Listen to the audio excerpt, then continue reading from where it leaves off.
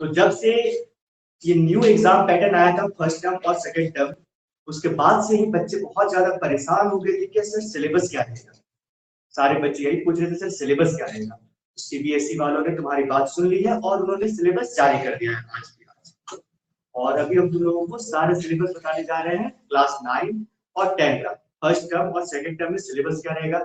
Syllabus बिल्कुल ही same है पिछले साल के सिलेबस से, यानी पिछले बार जो लॉकडाउन की वजह से रिड्यूस सिलेबस हुआ था, सिलेबस इस बार भी वही है, पर उसको दो पार्ट में बांट दिया गया है, फर्स्ट टर्म और सेकंड टर्म। जैसा क्लास 9 में पिछले बार बायोलॉजी में डाइवर्सिटी चैप्टर नहीं था, इस बार भी डाइवर्सिटी न्यू ऑर्गेनिज्म नहीं है। क्लास 10 में बायोलॉजी में कंट्रोल एंड कोऑर्डिनेशन नहीं था, इस बार भी कंट्रोल एंड कोऑर्डिनेशन को हटा दिया गया है। फिर केमिस्ट्री में chapter third metal and non metal से मेटल एंड नॉन मेटल है, प्रॉपर्टीज है, पर उसका एक्सट्रैक्शन हटा दिया गया है, मेटलर्जी हटा दिया गया है। तो सेम इस बार भी वही है। तो फिजिक्स में भी ऐसे करके रिड्यूस सिलेबस है, जो कि अभी हम लोग पूरी तरह से डिस्कस कर देंगे यहाँ पर और तुम लोगों को पूरा सिलेबस बताएंगे। तो ये यहाँ पर हम लोगों ने सीबीएसई की तरफ से जो पीडीएफ दिया गया है, पीडीएफ को खोल लिया, ठीक है। और यहाँ पर इस पीडीएफ में ऐसा पहला में क्या दिया हुआ है, science plays an important role in your life. Science के बारे में थोड़ी इंपॉर्टेंट जानकारियां हैं, क्या क्या साइंस में होता है, ठीक है। इसके बाद हम लोग चलते हैं आगे सिलेबस में देखते हैं। तो ये क्लास 9 का सिलेबस है और क्लास 9 के सिलेबस में जैसे देख रहे हैं फर्स्ट चैप्टर में फर्स्ट टर्म में हमारा यहाँ पर दिया हुआ है matter, its nature and behaviour, that from chapter 2 9 marks का आएगा। Organisation in living world chapter 5 and 6, post and work from chapter 8 and 9। और ये सारे फर्स्ट टर्म में रहेंगे, यानी फर्स्ट टर्म में टोटल तुम्हारा 40 मार्क्स का थ्योरी पेपर आएगा एंड 10 मार्क्स के प्रैक्टिकल रहेंगे। तो 50 मार्क्स का रहेगा जो कि एमसीक्यू बेस्ड एग्जाम होगा, ठीक है। उसी तरह सेकंड टर्म में दिया गया है क्लास 9 का साइंस में। सेकंड टर्म में चैप्टर्स क्या है, matter, its organisation in living world chapter 5 and 6, then motion, force at work and motion, force and work from chapter 8 and 9। और ये सारे फर्स्ट टर्म में रहेंगे, यानी फर्स्ट टर्म में टोटल तुम्हारा 40 मार्क्स का थ्योरी पेपर आएगा एंड 10 मार्क्स के प्रैक्टिकल रहेंगे। तो 50 मार्क्स का रहेगा जो कि एमसीक्यू बेस्ड एग्जाम होगा, ठीक है। उसी तरह सेकंड टर्म में दिया गया है क्लास 9 का साइंस में। सेकंड टर्म में चैप्टर्स क्या है, matter, its nature and behaviour chapter 3 and 4, organisation in the living world chapter 13, then motion, force and work 10 and 11। तो इससे भी 40 मार्क्स का एग्जाम होगा टोटल, यानी देखा जाए तो टोटल 80 मार्क्स का एग्जाम होना है और 20 मार्क्स का प्रैक्टिकल, और उसी को 50-50 में डिवाइड कर दिया गया, ठीक है। तो ये कुछ चैप्टर्स है तुम्हारा। तो हम लोग आ जाते हैं प्रैक्टिकल्स में, ठीक है। तो लिस्ट ऑफ प्रैक्टिकल्स भी दिया हुआ है यहाँ पर, क्या क्या प्रैक्टिकल्स आने वाला है और चैप्टर्स में क्या क्या रहेगा ये भी यहाँ पर दिया हुआ है। Like matter, its nature and behaviour में ये तो सेकंड टर्म का है। सो फर्स्ट टर्म मैटर, सो 10th का सीबीएसई की तरफ से जो भेजा गया है उसके अकॉर्डिंग जो फर्स्ट चैप्टर है that is chemical substances, nature and behaviour, lesson 1, 2 and 3। So chemistry से 16 मार्क्स का क्वेश्चन आएगा and world of living chapter 6 that is life process. Life process complete आ रहा है, ठीक है, और लाइफ प्रोसेस से पूरा 10 मार्क्स का क्वेश्चन रहेगा।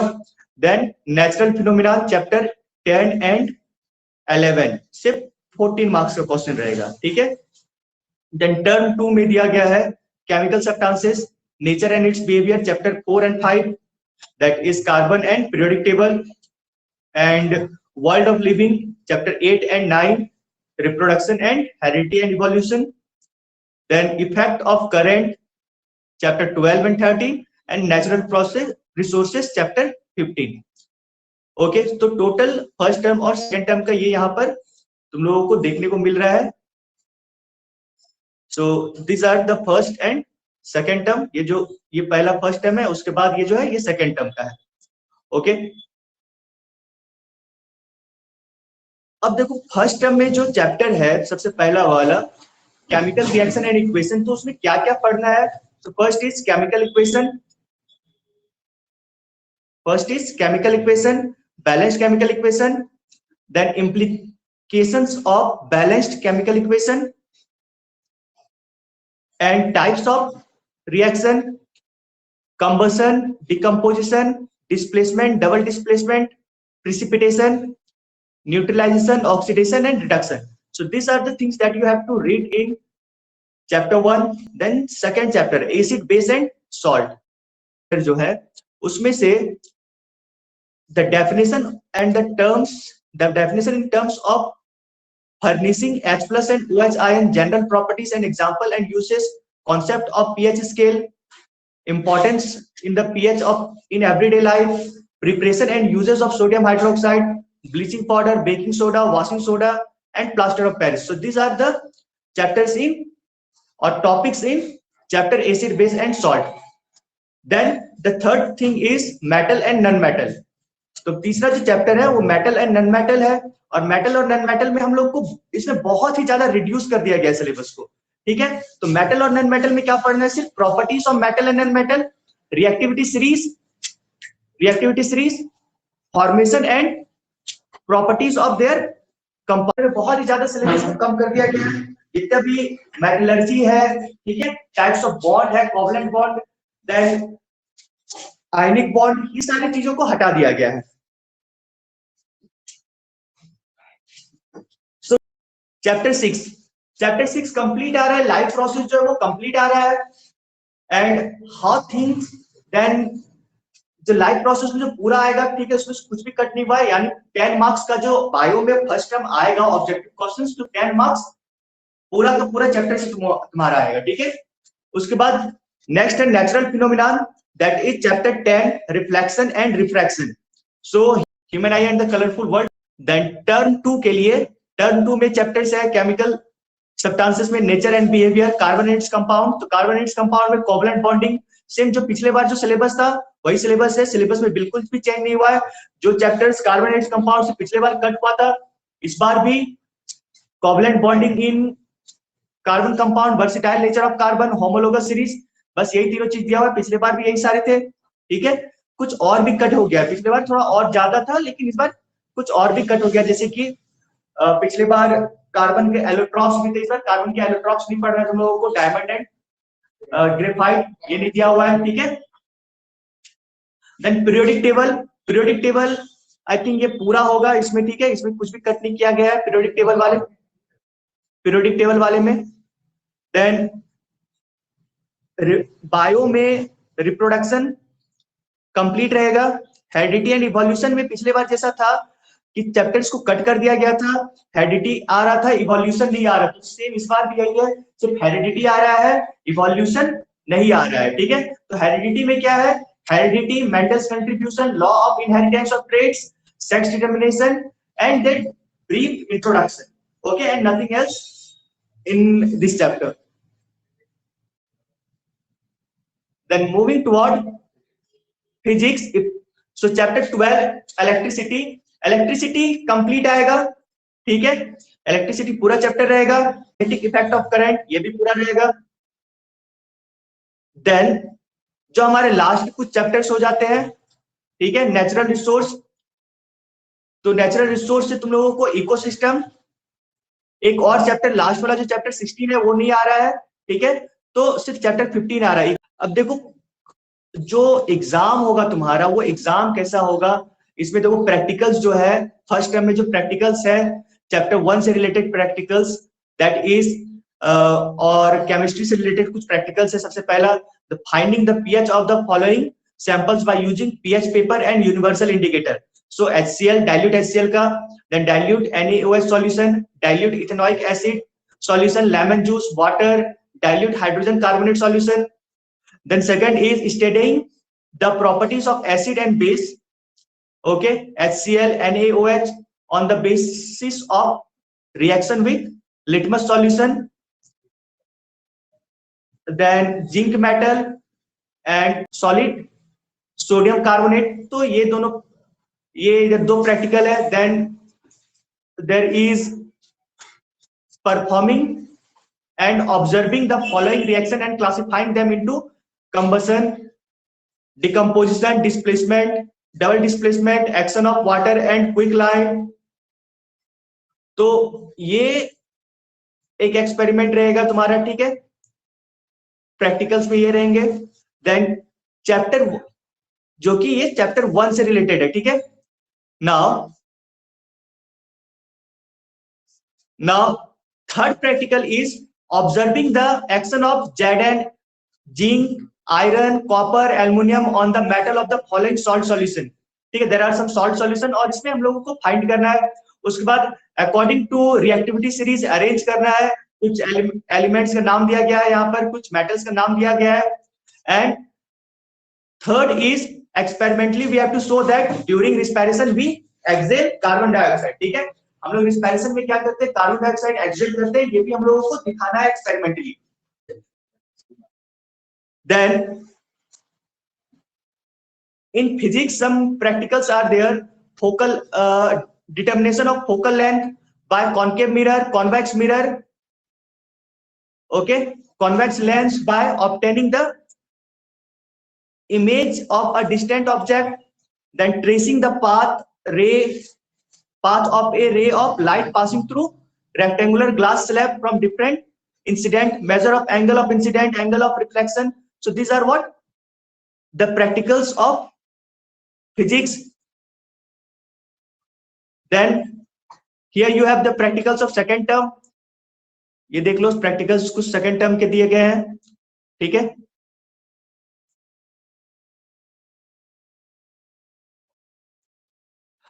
तो अब देखो यहाँ पर क्या है, थ्योरी जो भी असेसमेंट थ्योरी लिया जा रहा है तुम्हारा एग्जाम में, ठीक है, साइंस में, तो उसमें मार्क्स कैसा रहेगा। सो परसेंटेज वाइज क्या रहेगा, ठीक है। Application like demonstration, knowledge and understanding, इसमें 46% मार्क्स रहेगा। Application of knowledge and concept, इसमें 22%। And analyse, evolution and create, ठीक है, इवेलुएट एंड क्रिएट, इसमें 22% रहेगा। सो टोटल तुम्हारा यहाँ पर जोड़ के अगर देखोगे सो दैट इज 100% हो जा रहा है। तो ये 100% मार्क्स तुम्हारा किस बेसिस पे दिया गया है, ये दिया गया है, ठीक है। Then internal choice would be provided.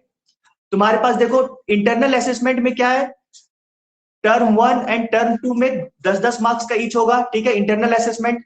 और इंटरनल असेसमेंट में क्या क्या रहेगा, पीरियोडिक असेसमेंट, जो कि पीरियोडिक टेस्ट होता है, साल में 3 बार ये एग्जाम लेना है तुम्हारा, ठीक है। उसके बाद multiple assessment like project and project works. Subject enrichment के लिए 3 मार्क्स दिया गया है। तो ये 10 मार्क्स को जो है 10 मार्क्स तुम्हारा डिवाइडेड है पीरियोडिक असेसमेंट में। पीरियोडिक असेसमेंट 30 पीरियोडिक असेसमेंट होता है, तो तीनों के लिए 3 मार्क्स दिया गया है। मल्टीपल असेसमेंट्स, कुछ एक्स्ट्रा करिकुलर एक्टिविटीज जो स्कूल में कराया जाता है, प्रैक्टिकल्स एंड ऑल, तो उसके लिए 2 मार्क्स दिया गया है। एंड 3 मार्क्स तुम्हारा दिया गया सब्जेक्ट इनरिचमेंट, यानी प्रैक्टिकल वर्क उस सब्जेक्ट से, टॉपिक से, ठीक है। और 2 मार्क्स तुम्हारा पोर्टफोलियो, यानी तुम जो चैप्टर्स पढ़ रहे हो उसका पेयर वगैरह, दैट ओके। सो 2 मार्क्स इसके बेसिस पे दिया गया, यानी 10 मार्क्स जो तुम्हारा रहेगा, ये 10 मार्क्स ये 4 टॉपिक देख लो जो इंटरनल असेसमेंट में रहेगा, इससे आएगा। तो तुम लोग का जो एग्जाम है, ठीक है, एग्जाम जो तुम लोग अभी देखे, तुम्हारा सिलेबस आ चुका है और सिलेबस के अकॉर्डिंग ही तुम लोग को पढ़ना है। तो कोई एग्जाम नहीं छोड़ेंगे, जो भी प्रैक्टिकल्स दिया जाएगा प्रैक्टिकल्स नहीं छोड़ेंगे। जो भी स्कूल से मतलब एक्स्ट्रा एक्टिविटीज कराया जा रहा है वो एक्टिविटीज को करेंगे, क्योंकि 10 मार्क्स तुम्हारा एक्स्ट्रा एक्टिविटीज से है, ठीक है। 10 मार्क्स तुम्हारा एक्स्ट्रा एक्टिविटीज से है। तो टोटल जो 50 मार्क्स है, 50 मार्क्स फर्स्ट टर्म में जो होने वाला है, तो उस फर्स्ट टर्म में 40 मार्क्स में क्या होगा, 40 मार्क्स तुम्हारा थ्योरी पेपर से आएगा, ठीक है, जो तुम एग्जाम देके उसको लेके आओगे, ठीक है। 40 आउट ऑफ जितना भी तुम ला रहे हो वो तुम्हारा एग्जाम के बेसिस पे आएगा। और 10 मार्क्स तुम्हारा स्कूल देगा, ठीक है। और स्कूल 10 मार्क्स किस बेसिस पे देगा, तो स्कूल इस 10 मार्क्स को डिफरेंट बेसिस पे, यानी जो एग्जाम्स होता है, ठीक है, 3 मार्क्स एग्जाम पे दिया जाएगा, 2 मार्क्स तुम्हारा एक्टिविटी के स्कूल के एक्टिविटी में तुम्हारा पार्टिसिपेशन कैसा है, ठीक है, तुम स्कूल में कितना अच्छा हो, कितना अच्छे से बिहेव करते हो, मतलब बोलो तो तुम्हारे डिसिप्लिन पे दिया जाएगा, ठीक है, 2 मार्क्स। देन 3 मार्क्स जो स्कूल में प्रैक्टिकल वर्क दिया जाता है, ठीक है, प्रैक्टिकल वगैरह जो दिया जा रहा है उसके अकॉर्डिंग तुमको 3 मार्क्स मिलेगा। एंड बाद का जो 2 मार्क्स लेफ्ट है, ठीक है, ये 2 मार्क्स तुमको मिलेगा किस लिए, फॉर योर फेयर वर्क, ठीक है, तुम्हारा कॉपी जो बना रहे हो तुम, पोर्टफोलियो जो बना रहे हो, तो ये 2 मार्क्स तुम्हारा पोर्टफोलियो के लिए है।